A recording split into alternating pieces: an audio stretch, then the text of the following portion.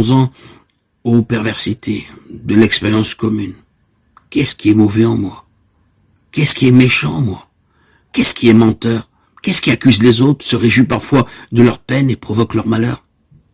Consciemment ou inconsciemment, car les sources de la perversité ne sont pas toujours connues de nous. Certains diront même qu'elles ne sont pas toujours humaines.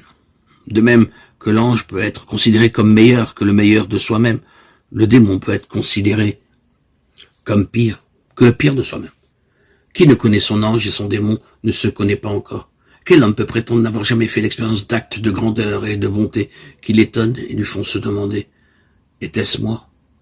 Qui n'a fait l'expérience de pensée, parfois d'actes criminels qui l'étonnent et lui font se demander « Était-ce moi ?»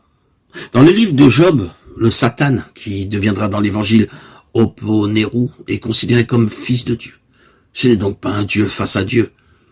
La tradition biblique, à la différence du masdéisme babylonien qu'elle traverse, n'est pas dualiste, opposant un Dieu du bien à un Dieu du mal. Et la tradition évangélique n'est ni essénienne, opposant les fils de la lumière aux fils des ténèbres, ni manichéenne, opposant le vrai Dieu, incréé au mauvais démiurge créateur. Pourtant, comme nous l'avons rappelé, le mal, les ténèbres, la perversité existent.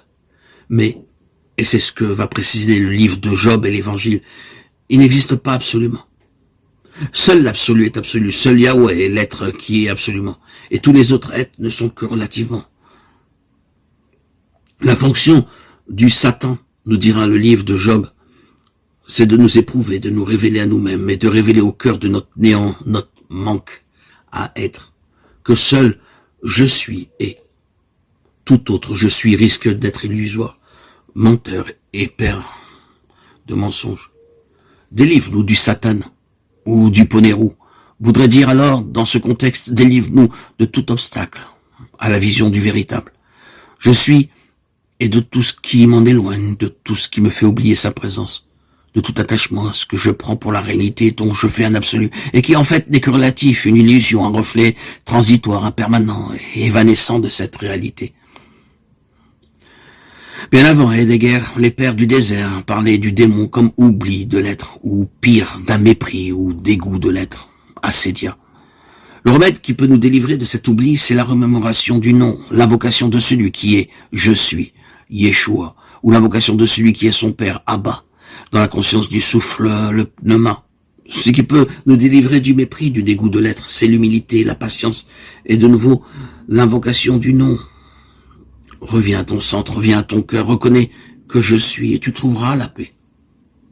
Le Satan ou Poneru dont parle l'évangile est également qualifié d'accusateur ou de culpabilisateur. Les pères du désert, s'inspirant du livre de l'Apocalypse, disaient que le signe certain que nous sommes délivrés du démon, c'est lorsque nous cessons d'accuser et de culpabiliser nos frères, de les juger. Il est mort, l'accusateur de nos frères. Cela rejoint l'enseignement de Yeshua. Ne jugez pas pour n'être pas jugé, car du jugement dont vous jugez, vous serez vous-même jugé. Qu'as-tu à regarder la paille qui est dans l'œil de ton frère? Ne vois-tu pas la poutre qui est dans le tien?